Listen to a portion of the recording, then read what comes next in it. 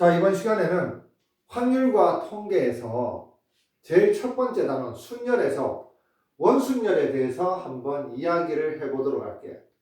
자, 원순열이라고 해가지고 학생들이 공식을 이제 외우잖아. 공식을 어떻게 외우냐면, 자, 뭐 n 팩토리얼을 n으로 나누어주는 n분의 n 팩토리얼이 바로 원순열의 경우의 수다.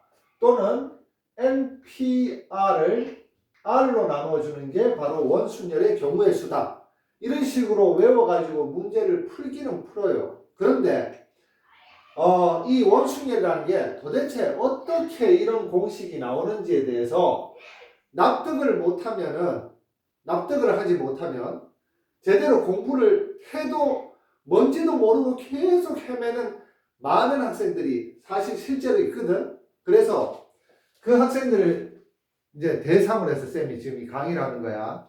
그러면 우리가 다시 경우의 수, 지금 우리가 지금 배우는 이 책의 이 과목의 제목이 확률과 통계잖아. 그런데 확률부터 안 배우고 왜 경우의 수부터 배우는지 그거부터 이야기를 하고, 그리고 이 경우의 수를 공부하면서 순열을 공부하고 그리고 나서 원순열을 공부하는 그런 이유 아니면 그 과정에 대해서 이야기를 한번 해보도록 할게.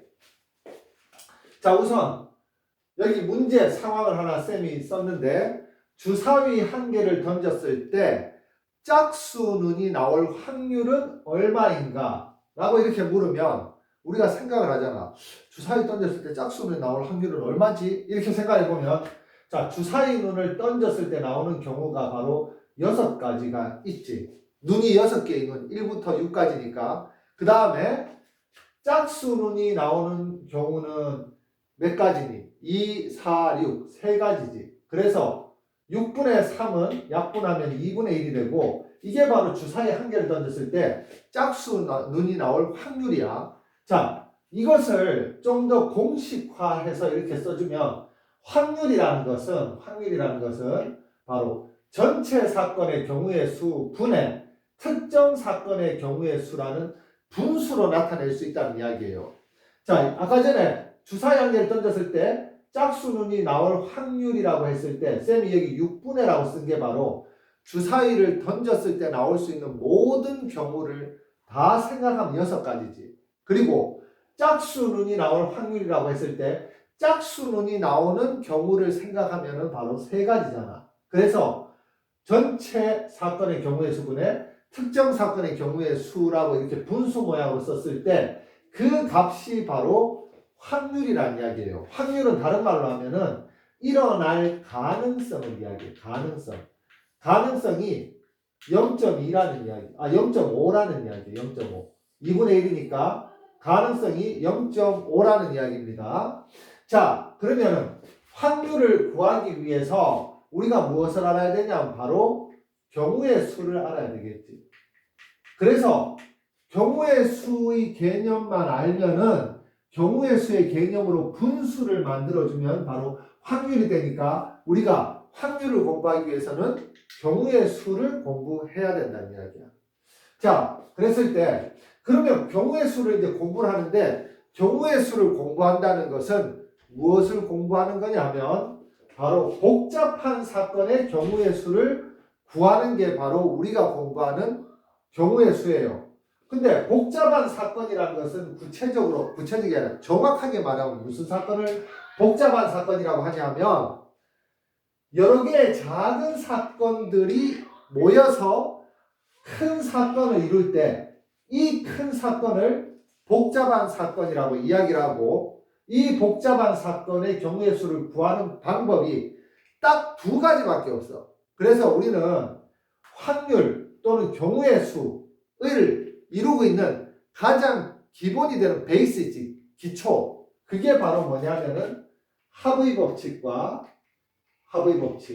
그리고 곱의 법칙입니다. 곱의 법칙. 이렇게 해서 우리가 합의 법칙, 곱의 법칙을 공부하고 익혀서 경우의 수를 구하고 이 경우의 수를 분수 모양으로 나타내서 확률을 구하게 되는데, 그런데 갑자기 왜 우리가 순열을 공부하냐면, 자, 순열. 이 순열이 가장 대표적인 곱의 법칙을 써서 구할 수 있는 경우의 수이기 때문에 우리가 순열을 공부하는 거야. 자, 그래서 쌤이 순열로 한번 이렇게 넘어와서 이야기를 한번 해볼게. A, B, C, D 4명의 학생이 있는데 이 4명의 학생을 이렇게 의자를 일렬로 나열했어요. 왼쪽에서부터 오른쪽으로 이렇게 4개의 의자를 나열하고 이 의자에 앉히는 사건의 경우의 수를 구해보자라고 이야기했어. 그러면 우리가 지금 쌤이 뭐라고 했니? 순열을 구하는 게 순열이라는 개념이 가장 대표적인 곱의 법칙이라고 이야기했잖아. 곱의 법칙이라고 이야기했어요. 만약에 내가 곱의 법칙을 쓰지 않는다면 얘들을 내가 일단 이렇게 다 써야 되겠지. A, B, C, D라고 쓰고 그 다음에 A, B, D, C라고도 한번 써보고 그 다음에 뭐 A, C, B, D라고도 써보고 이렇게 쓰다 보면은 무슨 원리 원칙에 의해서 써야 되는지도 잘 모르겠고 막 헷갈리게 된다고. 그런데 자, 곱의 법칙이라는 게 뭐냐 하면 곱의 법칙이라는 게 여러 개의 작은 사건들이 모두 다 일어나야지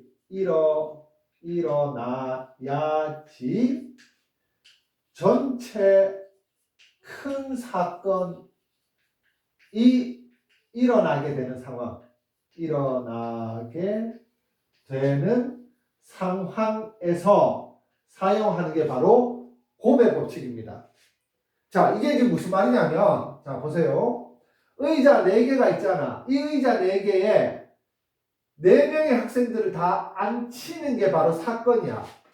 4개의 의자에 4명의 학생을 앉히는 게 사건인데, 이 사건은, 자, 첫 번째 의자에 1명의 학생을 앉히는 사건과 두 번째 의자에 1명의 학생을 앉히는 사건과 세 번째 의자에 1명의 학생을 앉히는 사건, 네 번째 의자에 1명의 학생을 앉히는 이 각각의 사건들이 전부 다 일어나야지 이 큰 사건이 일어날 수 있잖아. 그래서 이렇게 작은 사건들이 모두 다 일어나야지만 큰 사건이 일어나는 이 상황에서 우리가 쓰는 방법이 곱의 법칙이라고 하고, 자, 이 곱해주면 됩니다. 곱해주면 돼. 이 사건들의 경우의 수를 각 사건들의 경우의 수를 각각 구해서 곱해주면 된다는 이야기예요. 자, 그러면 제일 첫 번째, 이 사건이 일어날 수 있는 경우의 수는 지금 A, B, C, D 4명이 있잖아. 그러면 이 의자에 앉을 수 있는 애들이 몇 명이니? 바로 4명이 있다는 이야기야. 자, 그래서 이 의자에 학생이 앉을 수 있는 경우는 4가지가 되고, 자, 이 의자에 학생이 앉을 수 있는 경우는 벌써 이 의자에 1명이 앉아 있잖아. 그럼 나머지 3명이 앉을 수 있으니까 얘는 3가지 경우가 됩니다. 자, 그리고 이 세 번째 의자에 학생이 앉을 수 있는 경우의 수는 이 의자에 1명 앉고 이 의자에 1명이 앉았으니까 학생이 2명밖에 안 남아있지. 그래서 2명이 앉을 수 있는 경우의 수가 되고, 마지막 의자는 나머지 한 사람밖에 못 앉으니까 이 한 가지 경우가 이 의자에 앉을 수 있는 경우의 수가 된다는 이야기야. 그러면 이 4명의 학생을 이 4개의 의자에 모두 다 앉히는 이 사건의 경우의 수는 각 사건의 경우의 수를 뭐해서 곱해서 이렇게 써서 24가지라고 이렇게 구할 수 있다는 이야기예요. 자, 이게 지금, 자, 보세요. 자, 잘 봐라.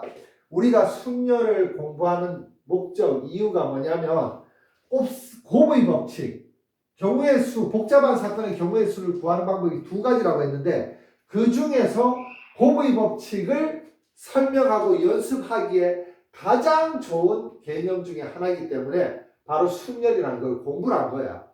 자, 그런데 이 순열이라는 걸 공부를 한 다음에, 이제 원순열이라는 걸 공부할 건데, 순열을 알면 원순열은 정말 쉬워. 단 하나를 더 알고 있어야 돼요. 뭐냐면은 쌤도 처음에 공부할 때 있잖아.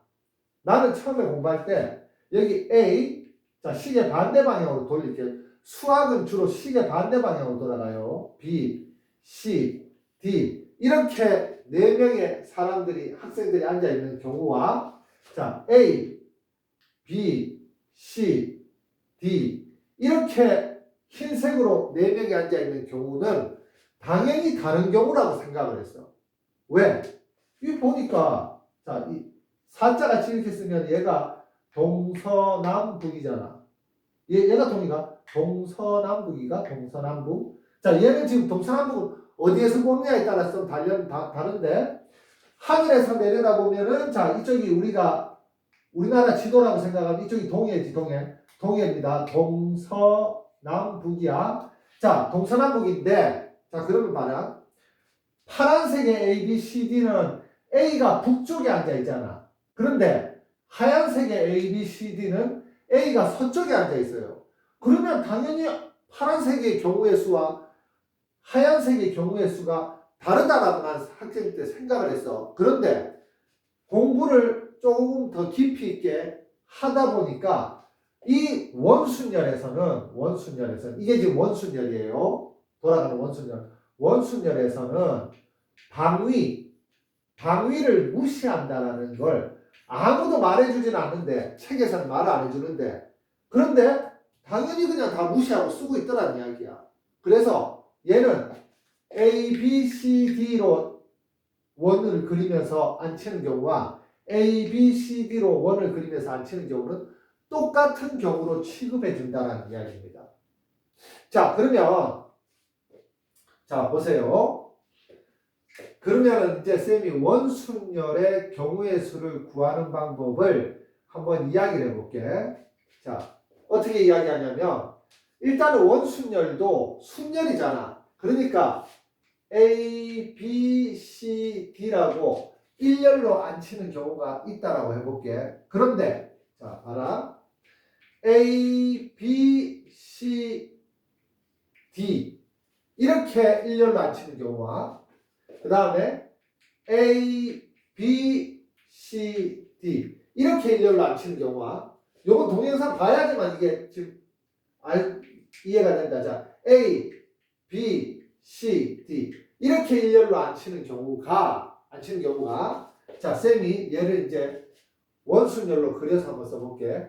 얘는 여기서부터 시작하면 A, B, C, D지. 얘는 자, 원순열인데 얘는 얘야. 자, 누가 여기 D부터 시작하지? D, A, B, C지. 자, 그리고 근데 미리 이야기할게. 자, 얘도 A, B, C, D지. 자, 얘 같은 경우는 자, 원순열로 쓰면 C, D, A, B인데 얘도 지금 여기서부터 보자. A, B, C, D지. 얘도 자, B, C, D, A지. 그런데 여기서부터 보면 A, B, C, D지. 자, 아까 전에 쌤이 뭐라고 했니? 원순열은 방위 동서남북을 무시해서 경우의 수를 구하는 거라고 다들 약속을 하고 구하고 있기 때문에 이 네 가지 경우가 다 같은 경우라고 한 가지 경우로 생각해 준다는 이야기야. 그러면은 자, 무슨 말이냐면 의자가 4개가 있잖아. 의자가 4개가 있어요. 그러면 여기서부터 시작하는 A, 여기서부터 시작하는 A, B, C, D, 여기서부터 시작하는 A, B, C, D, 여기서부터 시작하는 A, B, C, D 이 네 가지가 다 똑같은 거고 예를 들어서 쌤이 이렇게 한번 써볼까? A, B, C, D라고 썼잖아. 이건 지금 내 마음대로 쓴 거야. B, A, C, D라고 쓰면 이 B, A, C, D도 자 보세요. 요 B를 여기서 시작할게. B, A, C, D. 그 다음에 B를 여기서 시작하면 B, A, C, D. B를 여기서 시작하면 B, A, C, D. 이렇게 쓰면 이 네 가지 경우도 다 똑같은 경우란 이야기야. 그러면 바로 얘들을 내가 쓴 거 얘들은 뭐냐면은 4명의 학생을 일렬로 나열하는 순열 중에서 일부를 쓴 건데 순열 중에서 4개씩 어떠니? 그냥 다 똑같은 거라고 생각하지. 4개씩 똑같은 거라고 생각해요. 그러면 4개씩 똑같은 거라고 생각하니까 전체 순열의 개수에다가 바로 4를 나누어준 6이 바로 원순열의 경우의 수가 된다는 이야기야. 그럼 아이쌤 왜 4를 나눠줘요? 라고 하면은 의자가 4개니까 순서 이제 출발하는 이 경우가 A에서 출발한 경우, D에서 출발한 경우, C에서 출발한 경우, B에서 출발한 경우 이렇게 지금 요렇게 4개가 나오잖아. 왜 4개가 나오냐고? 의자가 4개니까 4개가 나오는 거예요. 의자가 5개잖아. 의자가 5개면은 자, 의자가 5개면 쌤이 예를 들어서 한번 써볼게. A, B, C, D 의자가 5개니까 E까지 써줘야 되겠지. 학생이 E까지 앉아야 된다는 이야기야. 그러면 얘를 가지고 의자 5개를 가지고 쓰면은 A, B, C, D, E 이렇게 쓰고 그 다음에 A, B, C, D, E 이렇게 쓰고 또 여기서 A, B, C, D, E, A, B, C, D, E 이런 식으로 해서 5가지 경우가 나올 수 있으니까 그 5가지 경우로 순열에다가 나누어 주면은 그게 바로 원순열이 된다는 이야기야. 자, 이게 우리가 공부하는 원순열이다. 그러면 지금 쌤이 이야기한 요 개념을 좀 생각을 해서 이 개념을 생각해서 원순열의 이제 문제들을 풀어보면 되는데 원순열의 문제는 어떻게 푸냐면은 그냥 순열의 경우의 수에다가 바로 의자의 개수 또는 자리수라고 할게요. 자리수를 나누어 주면 얘가 바로 원순열의 경우의 수가 된다는 이야기예요.